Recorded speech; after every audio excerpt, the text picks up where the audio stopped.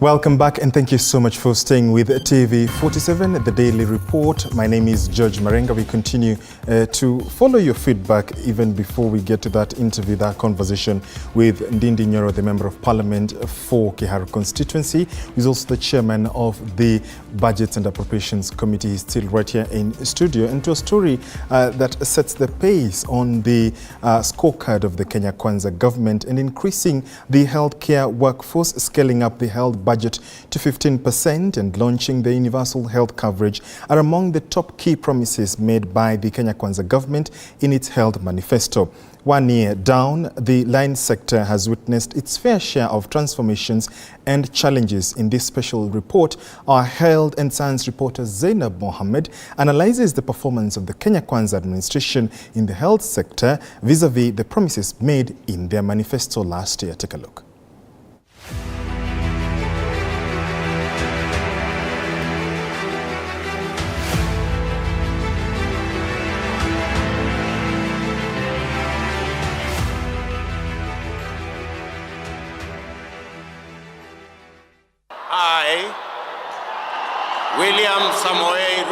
When the Kenya Kwanza government got into power on September 13th, 2022, its manifesto for the health sector was full of promises, with the UHC rollout making it to the top of its agenda.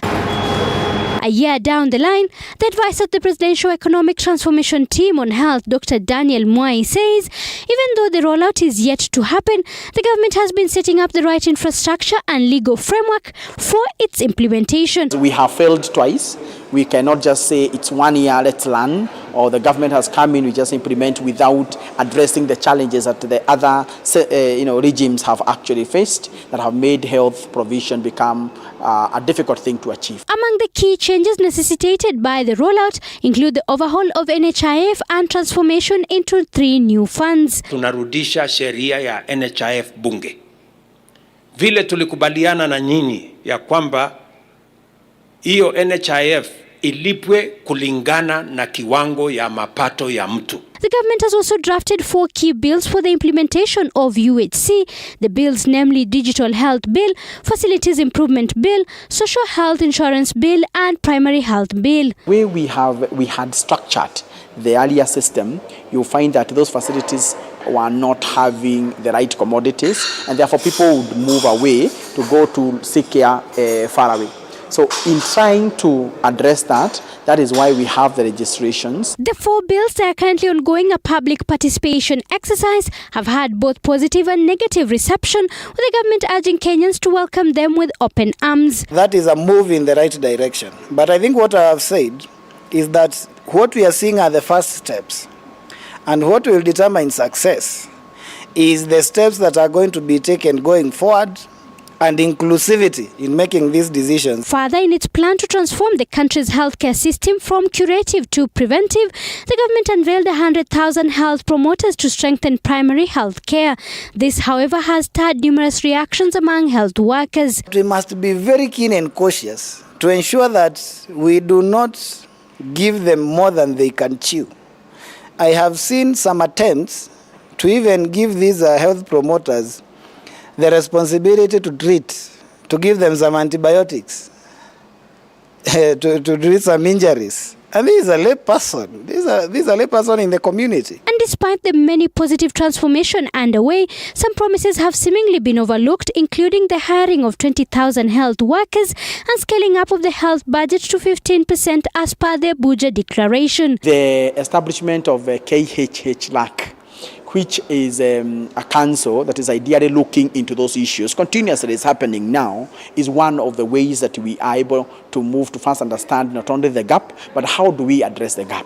Because there's a promise, and there is the method of achieving the promise. The challenges being witnessed in the health sector are being felt by the government as well, with the new strategies facing significant resistance from key players in the sector. Kenyans, on their part, have expressed mixed reactions on the government's performance in the past 1 year, some welcoming the new changes, while others urging the government to pull up its socks. Zile sheria ambazo zinapendekezwa za mambo ya NHIF, kwangu mimi naziunga mkono, kwa sababu ukiona mtu ambaye anapata pesa mingi, yeye anastahili kulipa zaidi, na yule ambaye anapata pesa ya chini anastahili kulipa pesa kiwango cha chini. Hiyo ina balance mwananchi ambaye ni tajiri na yule ambaye ni maskini. Hiyo mambo ya hospitali tunaona kweli inaelekea kuimarika, sio mbaya, lakini tunataka iongeze kabisa. Hiyo tumeona ni sawa kabisa.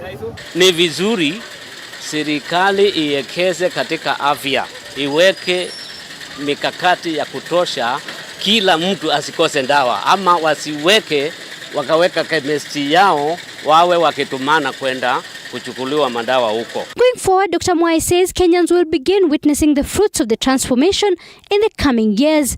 Zainab Mohammed, T47.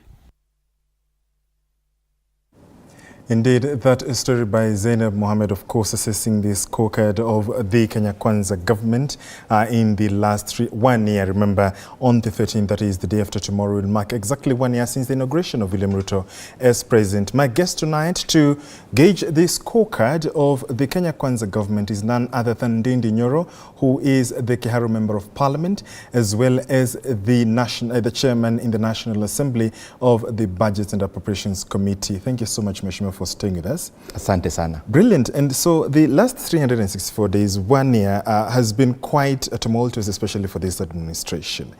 We've seen you crisscross throughout the country, but even before we get to the national implementation, you alone have received accolades for your implementation of CDF in your own constituency, also the implementation of the free day secondary schools in Kiharu constituency. Yeah. How are you able to do that? Thank you again, because I'm sure there are new viewers. Yes. I had said thank you, but it's good to repeat for this platform. Precisely. First of all, I'm very grateful for the opportunity I have to serve the people of Kiharu as the Member of Parliament, and also to serve the Kenyan people as the Budget and Appropriations Chairman in the National Assembly. There are many achievements on the front of being an MP in Kiharu, because that is my primary office.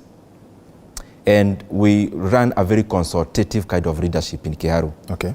One, in our first year, in our first term, from 2017 up to last general election, our focus was mainly, especially in education, on the basic education, primarily on primary schools. Because as you know, George, most of our primary schools in rural areas are only called schools because of the name school, but the facilities in there are not up to a modern school. Okay. So what we did is to invest a lot of resources. Kiharu has around 112 public primary schools. We have been able to holistically renovate all of them. All the primary school children in Kiharu, or pupils, they actually step on tiles because they have been able to holistically renovate, of course, plaster, build where they were needed for additional classrooms, and lastly also tiled all of them, because we needed to elevate the kind of infrastructure that we have. Secondly, again in terms of education, this time we have launched a program we are calling Kiharu Masomo Bora. Kiharu Masomo Bora is that we are doing backward aggregation in terms of purchases in our public day schools, which are around 60. We have around 13,000 learners, and all of them every term, they pay only 1,000 per term, only 1,000. Okay. And where there need to be remedial teaching, we don't allow more than 1,000. And in that money, we have done 10 million kitty for revision books. We are also renovating and building more facilities for all the 60. And above all, because, you know, many times at that age, stomach and brain work concurrently. Yes. And therefore, we have been able to provide food for the students to eat in school for 6 days a week, including Saturday, and recalibrated the menu. As you know, in our areas, we eat githeri throughout, but we are now doing githeri 3 days and rice 3 days. Brilliant. So much more is happening, but I know you'll get a forum. You'll get me a forum to discuss Kiharu issues. Yes, yes, of course. And you know, all this lines up in the appropriations that come in through the budget, especially the constituency, development of the development of education in the country, and it is part of the the 3.67 trillion shillings of this Kenya Kwanza government, which is the first under this administration, and this government campaigned, Mheshimiwa, on a promise of lowering taxes. Why is that seeming to be the exact opposite? This government campaigned, and when we went around the country, we were campaigning on the basis of changing Kenya. And especially changing Kenya and the fortunes of Kenya when every other person is taking part in that growth. That is why our focus is on all levels, but more focus on the lower cadre of our society, which needs more public and government support. Our budget is 3.744 trillion, and just to put it into perspective, so that when we talk about taxes and when we talk about revenues, we also talk about commensurate expenditure. Out of the 3.744 trillion budget, which is actually inclusive also of the housing fund in that money, we need to look at the revenue side first, and then go to the expenditure side. The revenue side is that we are anticipating to collect taxes of around 2.56 trillion Kenya shillings in ordinary revenue, and we are anticipating to collect around 347 billion in terms of what we call appropriations in aid. These are the fees that you pay, for example, in a public university or any other revenue that a government institution receives and spends at source. Out of that, we are anticipating to have 42 billion Kenya shillings in terms of grants. If you do the math there, you'll see that our deficit this time has climbed down, and our deficit is just around 720 billion. And I'll talk about that later. On the expenditure side, because that is where we should actually be giving it more focus. Because when you take on this hard, the balance has to balance, the budget has to balance. Out of that money, around 1.56 trillion Kenya shillings is going into national government recurrent. Inclusive of national government in terms of executive and parliament and also judiciary. Any money that remains in the national arena. We have also allocated 807 billion in development across the country, roads, electricity, water, and all the rest. Our shareable revenue to counties is around 385 billion. And there is another one, expenditure, which is very important, and actually which forms the first charge. These are the monies that we actually pay before the other three that have tabulated. We call Consolidated Fund Services, CFS. This is where we put money for the payment of interest rates, which is in a tune of over 700 billion. But the entire kitty of CFS is around 986 billion, because this is the kitty or the vote that the interest rate repayment takes the lion's share. It is the same kitty that we put in pension funds, because we must put it as a first charge, because these are monies due to Kenyans, and also our transfers to various commissions, because commissions should be operating independently, and that is why their monies or their funds are put in as first charge. Putting that into perspective, I'm sure we'll get time to digest more. What we are doing is to widen the bracket more in terms of taxes, widening the bracket by empowering Kenyans to also be participants of the growth of the economy.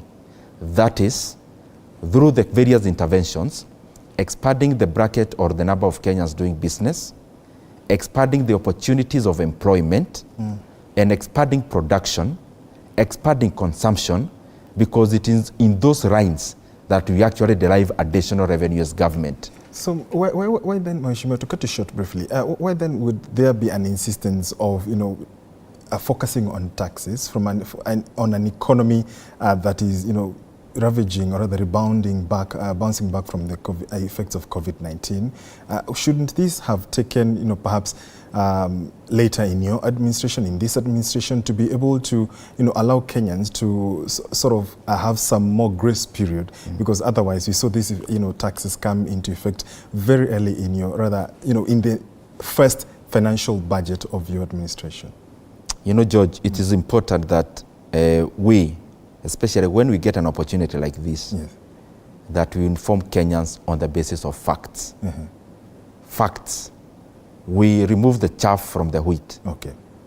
And allow me, because we're having a conversation, to throw the ball to your court.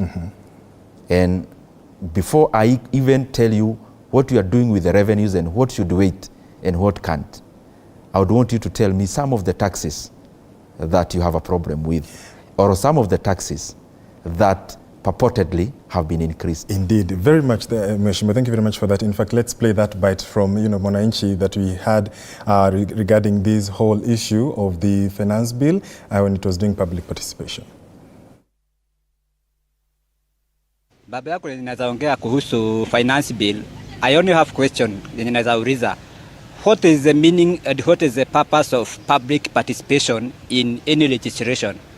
Kama tunaenda tunapitisha tunafanya public participation na over 90% ya wale watu wote walipeleka maoni yao, walipinga vipengele fulani katika hiyo finance bill. Then serikali inatuambia tupende tusipende watalipitisha tu. Swali langu ni hili.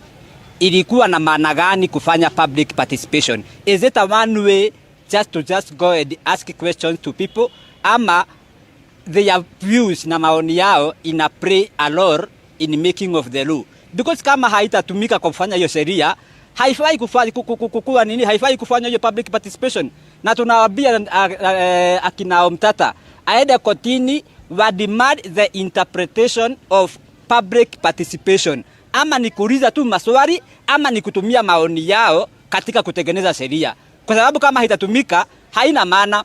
Sisi hatuna shida na finance bill na collection of taxes na whatever. Lakini our views must count. You can't force anything to us.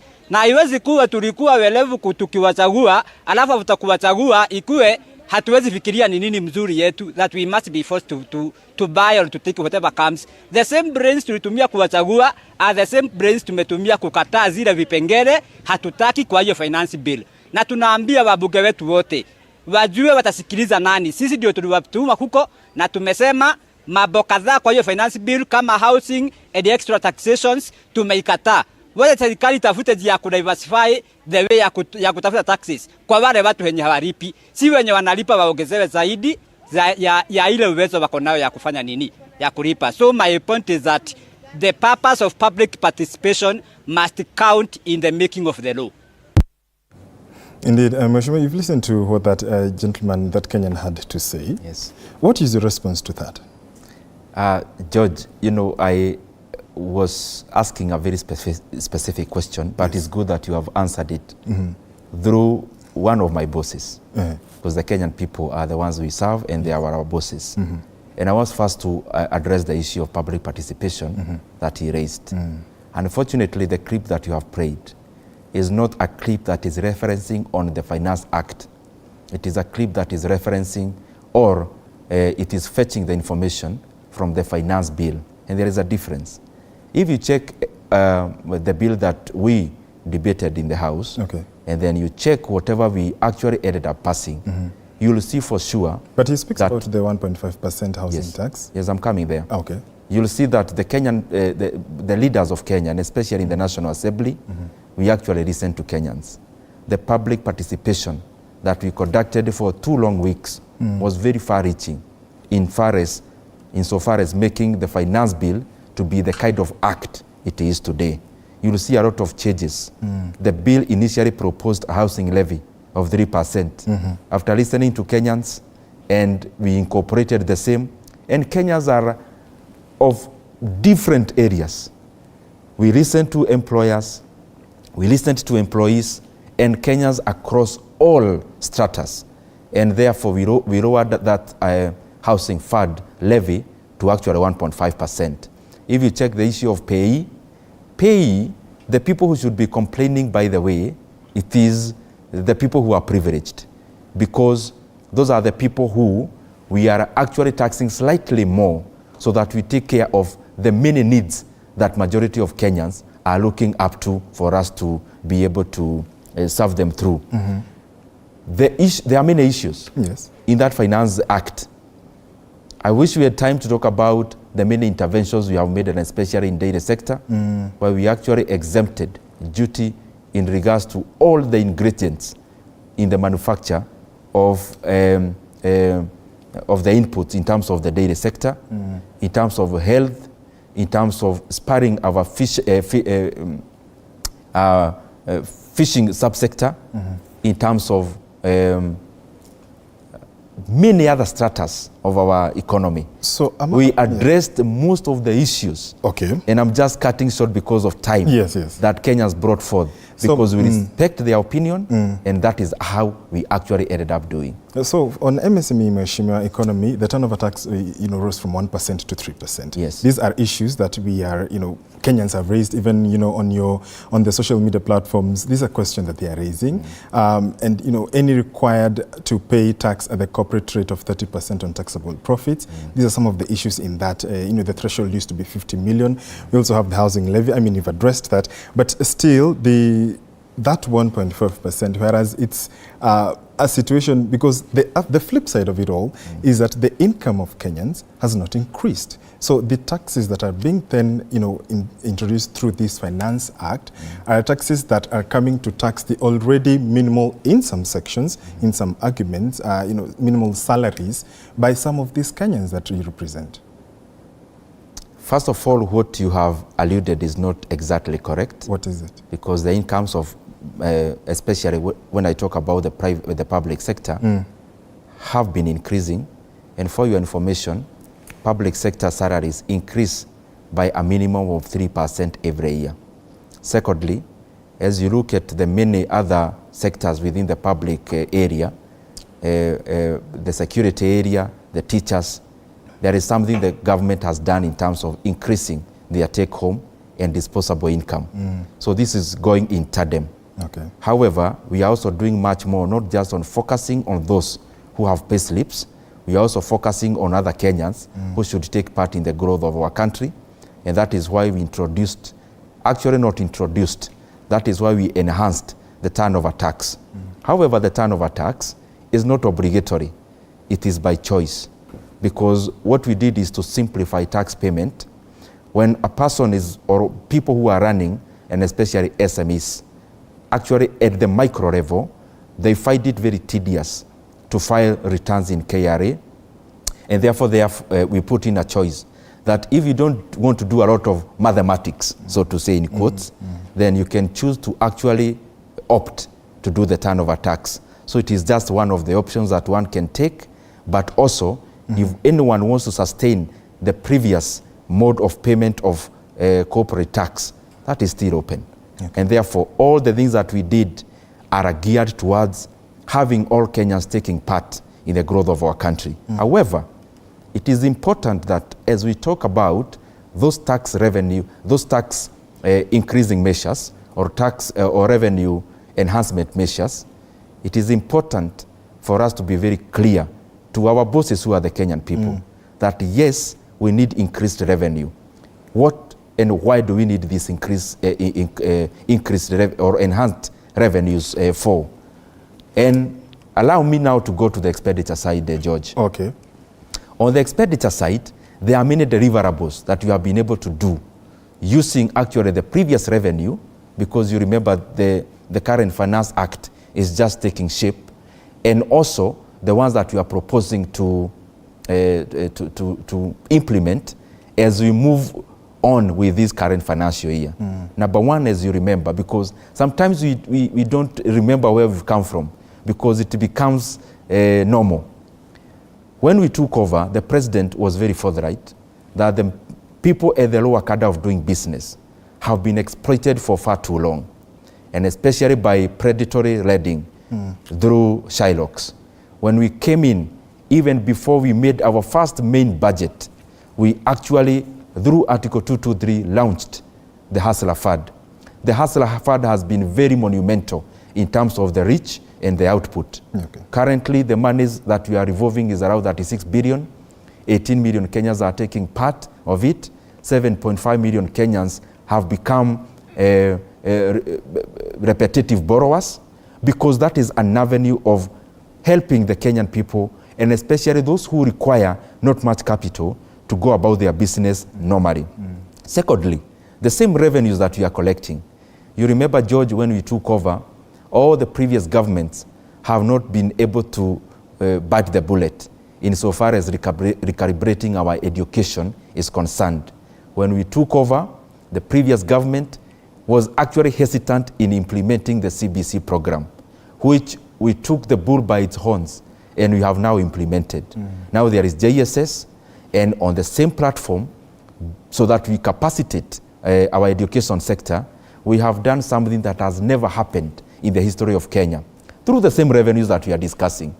56,000 Kenyans who had gone to colleges and had gone there and qualified to be teachers, never had opportunities. This government has already employed 56,000 additional teachers, majority of whom are now taking part in our junior secondary schools. Okay. On the same level, we have also increased and recalibrated the way our tertiary education is. And as you know, the students who were admitted to join various universities are currently joining. I hope I'll get an opportunity to explain to you that 45,000 of those will actually be joining without paying a single cent, because government of Kenya is giving them around 82% in sponsorship and the rest in terms of loan. 45,000 of them will not be paying anything. And the other remaining two categories will only be paying 7% of the entire fees. Talking of when we get time, I'll enumerate many things that through the Kenyan people we have been able to achieve. So talking of payment, let's pay our bills. Take a short commercial break. When we come back, we continue this conversation of the scorecard of the Kenya Kwanza government with NDINDI NYORO shortly after this commercial break. Keep your comments coming. We will be sampling them in the course of the interview. Do stay with us.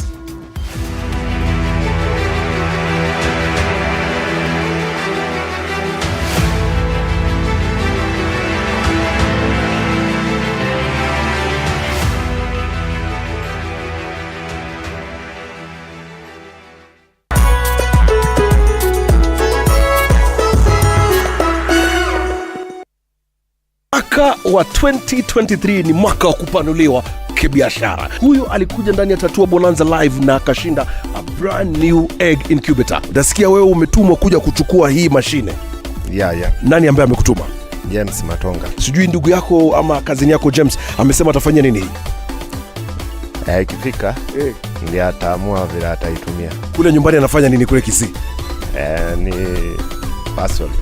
Ni hustler. Yeah. Sasa wewe kama mtu ambaye haujawahi cheza Tatua tatu, unajiambiaje siku ya leo? Naenda kuicheza. Unafanya nini? Naenda kuicheza. Na yule ambaye ako nyumbani pia hajawahi cheza unamwambiaje?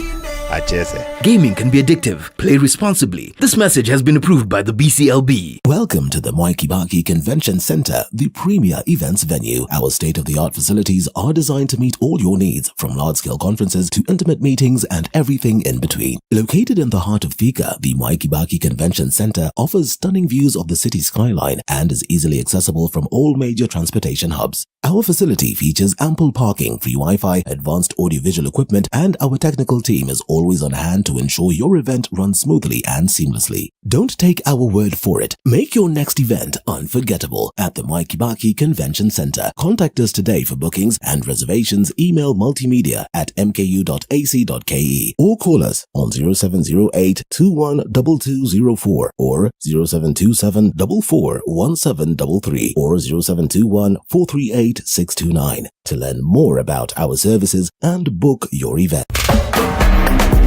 Radio 47 tuko nawe mchana kutwa na usiku kucha. 101.8 Garissa.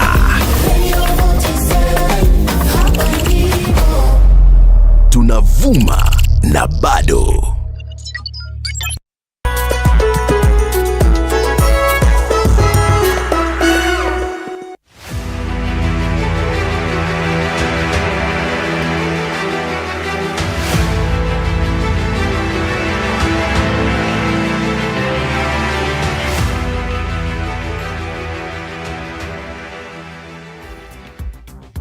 Thank you very much for staying with us. We're still with NDINDI NYORO, the Member of Parliament for Kiharu Constituency. Mheshimiwa Aliron, you said that the taxes, have a different twist, the objective and the goal of the taxes in the Kenya Kwanza administration is different. But you seemed to have an interesting view back then. Let's listen to what you said in 2021 before you continue this conversation. It's not just insensitive, but is very inconsiderate to the people of Kenya. At such a time that our economy is at its knees, Mr. Speaker, it was despicable to see our government increasing the cost of life, Mr. Speaker, to Kenyans. Mr. Speaker, our economy runs on fuel products. Across, even a big proportion of our electricity, Mr. Speaker, is generated from diesel. And therefore, Mr. Speaker, an increment in fuel prices of petrol, diesel, and kerosene, and recently, Mr. Speaker, the LPG gas, Mr. Speaker, is a very, very despicable act. And Mr. Speaker, I want to tell this government, and especially the IPRA, that sets these prices, Mr. Speaker, that the prices of fuel products in Kenya must fall. As we sit in this house, we are going to do whatever it takes, like what I've already done in proposing the amendments in 3 acts of parliament, Mr. Speaker, and we are also going to do even extra house, Mr. Speaker, actions, so that this government can really understand the pain of the people that we represent. Mr. Speaker, 55% of the pump prices is actually money that goes to our government through taxes and levies. We have an accumulation of 9 different taxes and levies, Mr. Speaker, that account to over 55% of the fuel prices, Mr. Speaker. The landing cost of fuel in Kenya per litre currently is below 55 shillings, and therefore the government must recede the appetite of money, the appetite of taxation, Mr. Speaker, so that we can pass the benefit into the consumers of fuel by lowering the current prices of especially diesel, petrol, and kerosene. Mr. Speaker, we must also, as we amend the VAT Act, amend in terms of the LPG gas, Mr. Speaker, because even as we talk about the pump prices. Mheshimiwa, those were your sentiments in 2021 at the floor of the House. Why the change of view, especially with your Kenya Kwanza taking the reins of power? You seemed to have a different view on taxation. Right now we are seeing this, the fuel prices have gone high, despite the inflation dropping. The CBK has reviewed upwards the base rate of banks. I mean, why the change of perspective and view? There is no change of perspective or view. Number one, you have to look at the circumstance. Okay. As you clearly can see on that video. You're wearing a mask. I'm wearing a mask. The circumstances were different. Kenyans needed an intervention by then because it was just at the peak of Corona when majority of the world economies were totally battered on all fronts, from production side to the consumption side. And therefore we needed at the very least by that time to give Kenyans a reprieve. Okay. Now we are in a different circumstance. Number two, also, we have to be alive to the fact that when we collect revenues through taxes, we expect those revenues to do some work for those people who are paying those taxes. By that time, we were at a level where every Kenyan was feeling disenfranchised because of the many corruption cases that were then bedeviling the government I was referring to on that video. And therefore, we have to put it into context. Okay. By then, the issue was not basically about the revenue. It was about, do we see actually where these revenues go? And therefore, the context is totally different. Secondly, as you look at the second part, I'm talking about LPG gas. And as you are aware, that you have already dealt with, because currently gas is much cheaper now than it was then. And also thirdly, you have also to look at fuel in 2 dimensions. Number one, fuel in terms of consumption, but also number 2, fuel in terms of production. Okay. And as you know, fuel that actually goes into production, all the people who are involved in production through any kind of fuel are entitled to actually ask for that refund from KRA.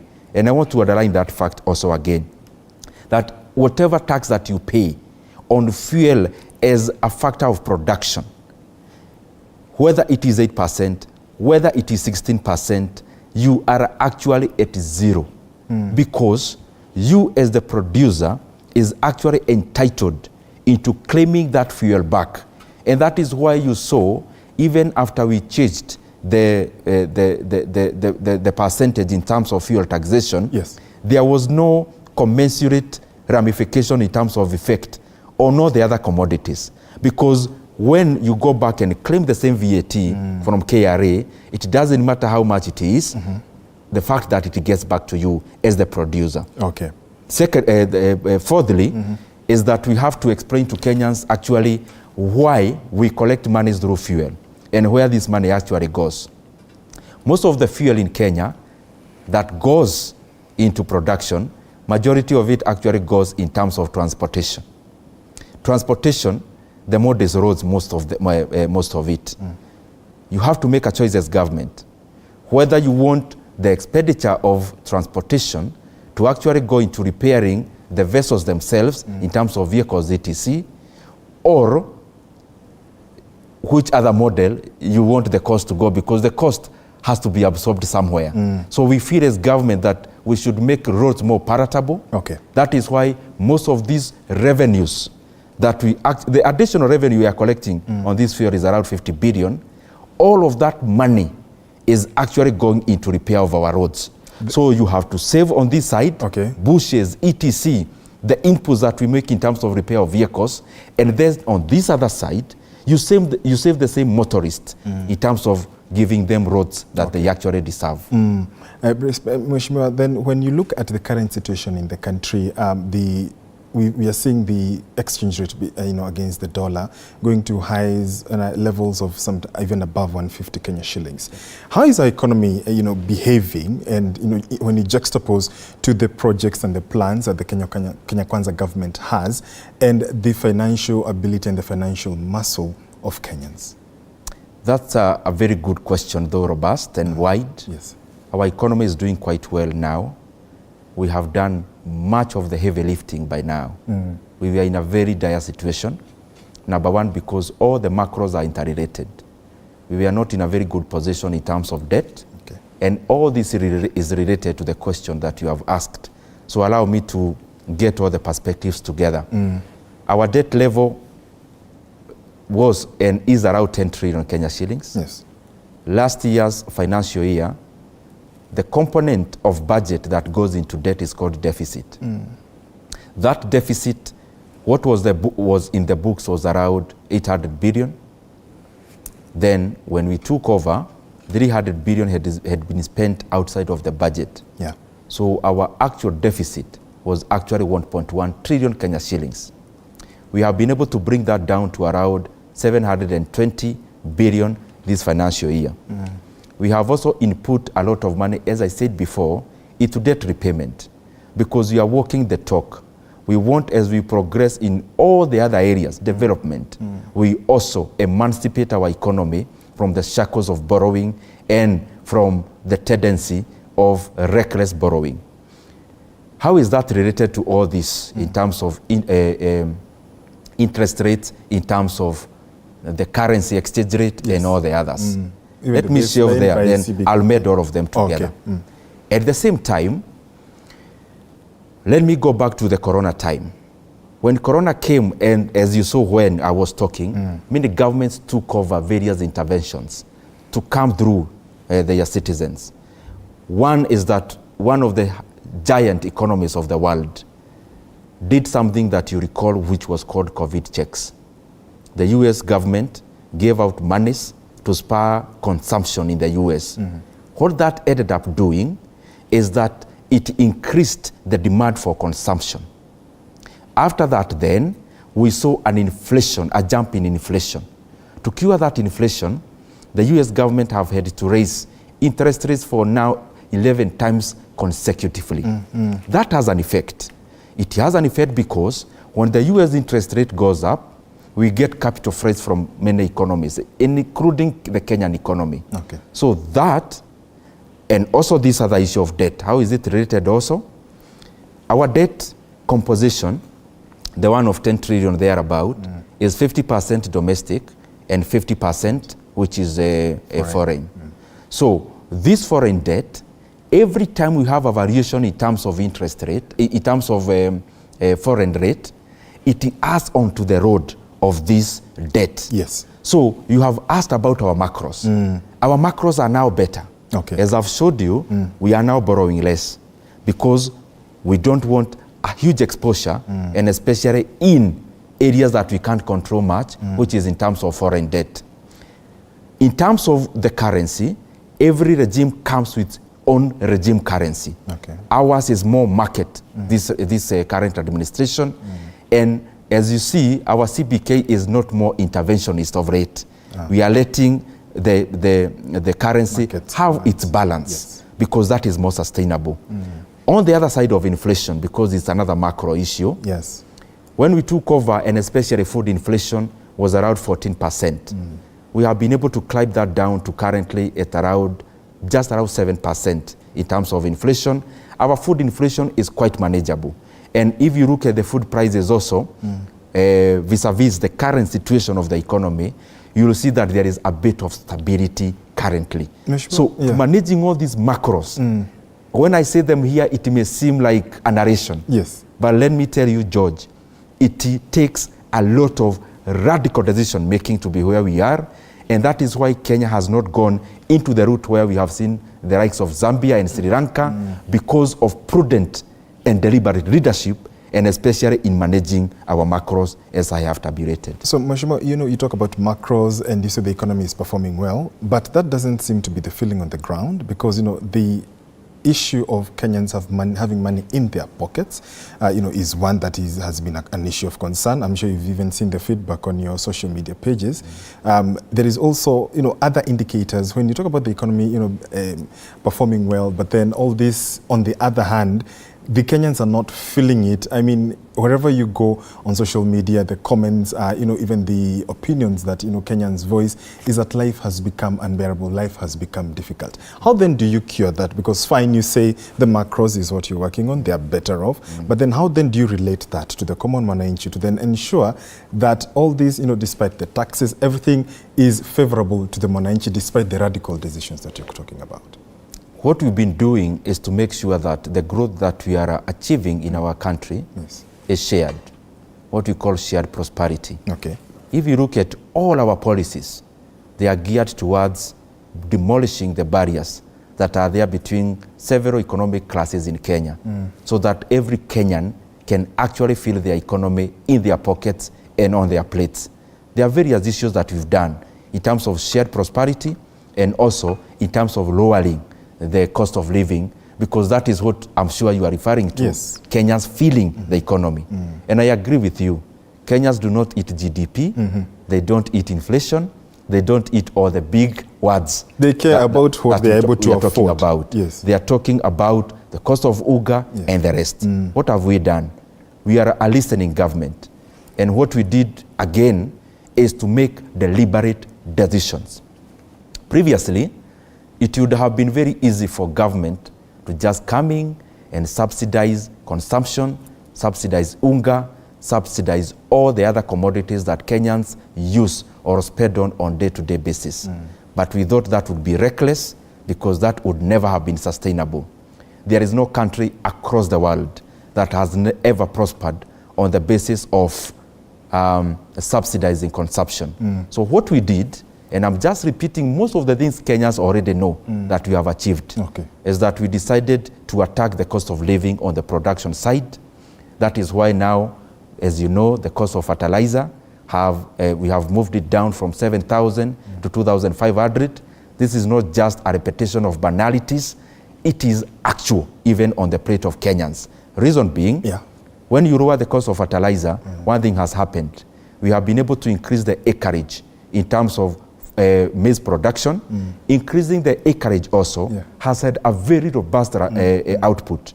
Kenya mostly produces around 40 million bags of maize every year of 90 kg. Our consumption as Kenya is around 46 million bags of maize every year. So we have always had a deficit of around 6 to 10 million bags of maize every year. We saw that is not prudent in many respects, in terms of import-export gap, and also in terms of lowering the cost of living. By the way, George, out of the intervention by this government, led by the President, His Excellency William Ruto, fertilizer alone, we are anticipating to increase production of maize from 40 million bags every year to 60 million bags in one season. Mheshimiwa, it's a good, perhaps overview of the effects of this on the larger scale, but even on the cost of production, it's a little bit high on the other side due to the high power costs. When you look at sometimes even the cost of fuel, because this maize will be transported to other areas using tractors that consume fuel.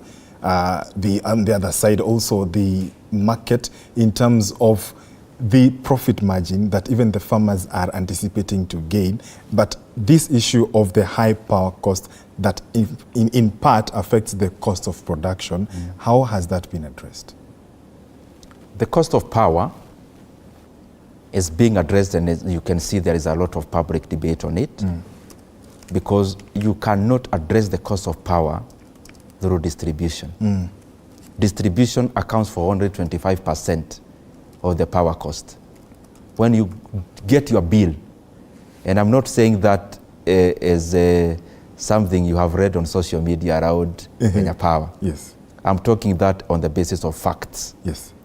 The cost of power distribution accounts for 20 to 25% of what the users end up paying. The rest of it goes into production of power. That is why we are addressing the cost of power on the production of power itself. Because when the production of power is low, then the intermediaries in between, they are only conveyor belts.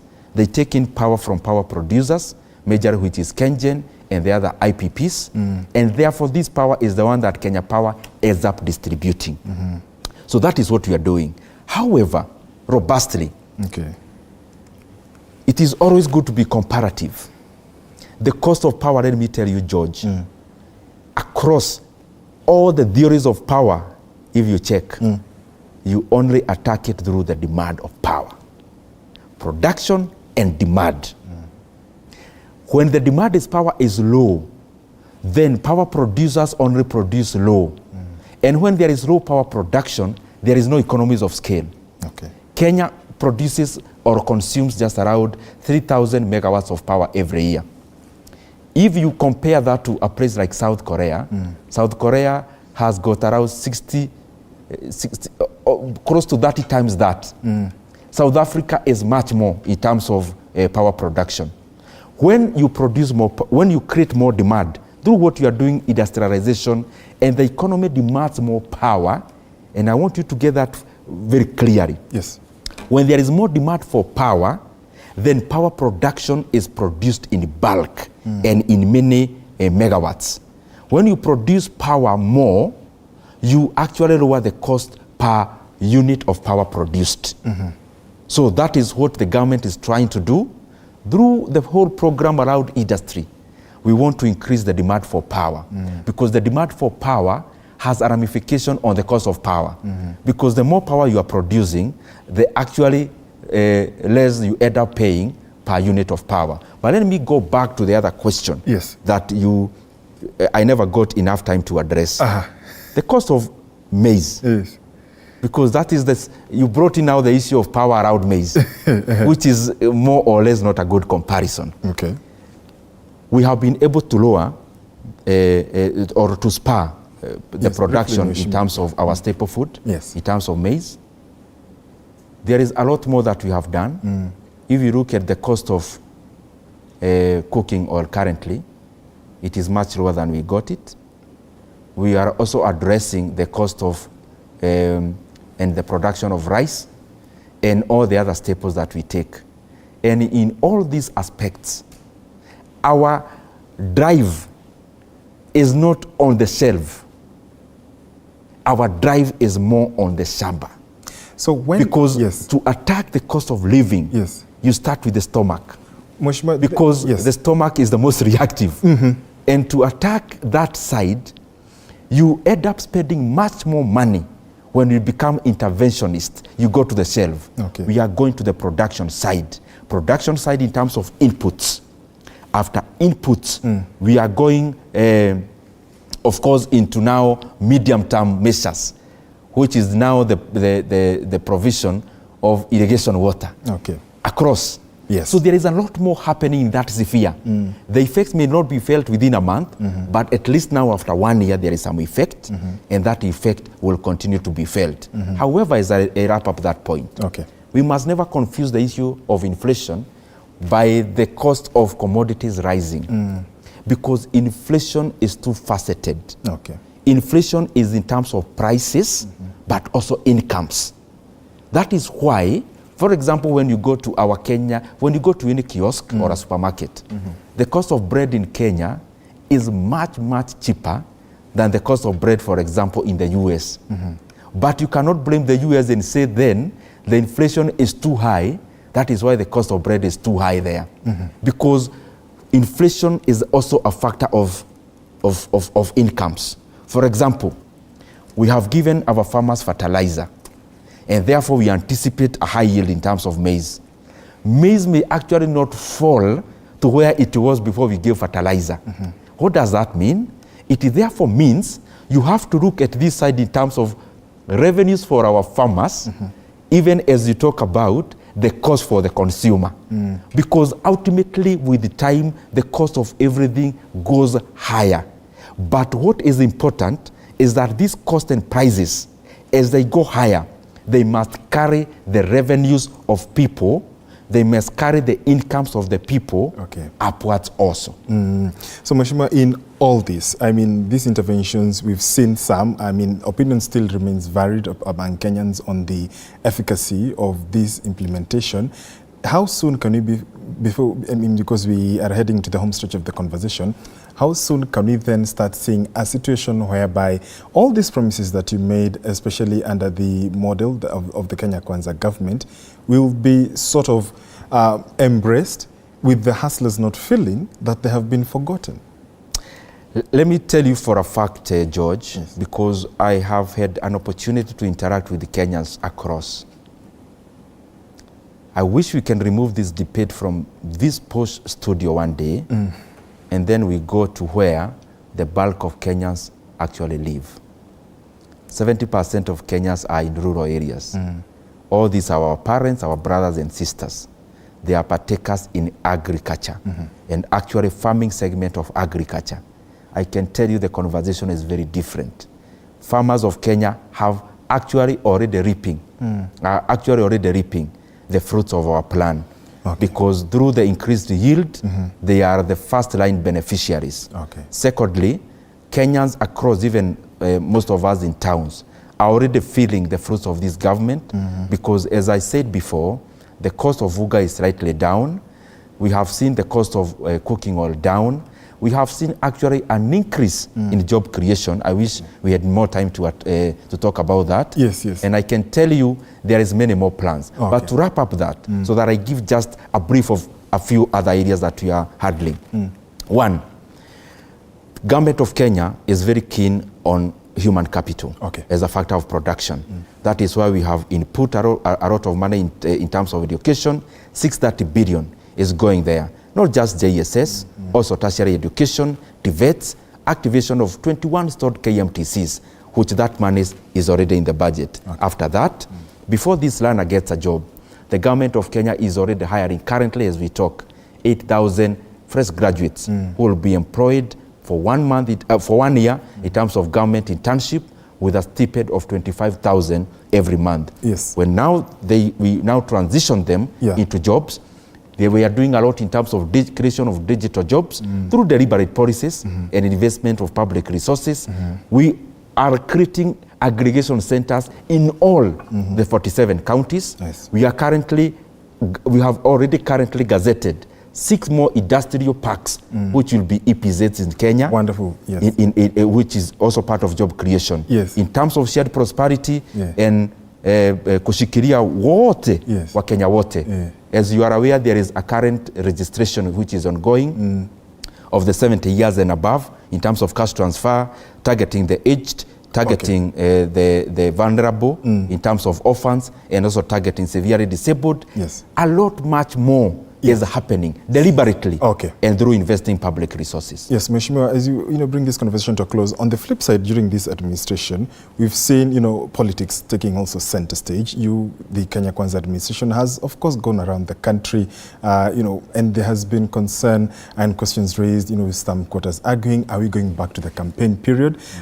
Is it something that you see, or rather you agree with? And even as you answer that, perhaps if you can sum up, because of time, you have had quite a different opinion about the ongoing talks between Kenya Kwanza and Azimio.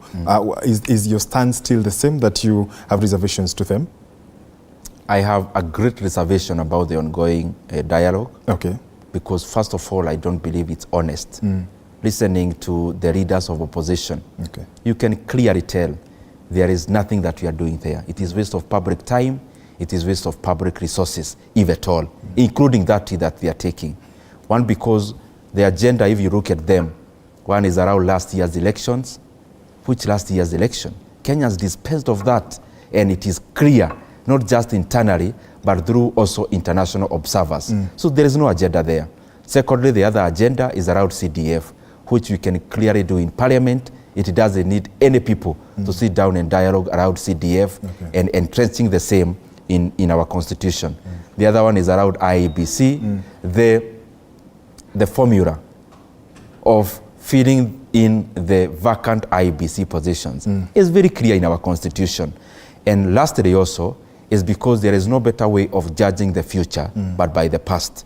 Judging by the past, the individuals that we are dealing with, I don't think they have had any dialogue previously that had Kenyans in mind. It is always about power, it is about who gets what.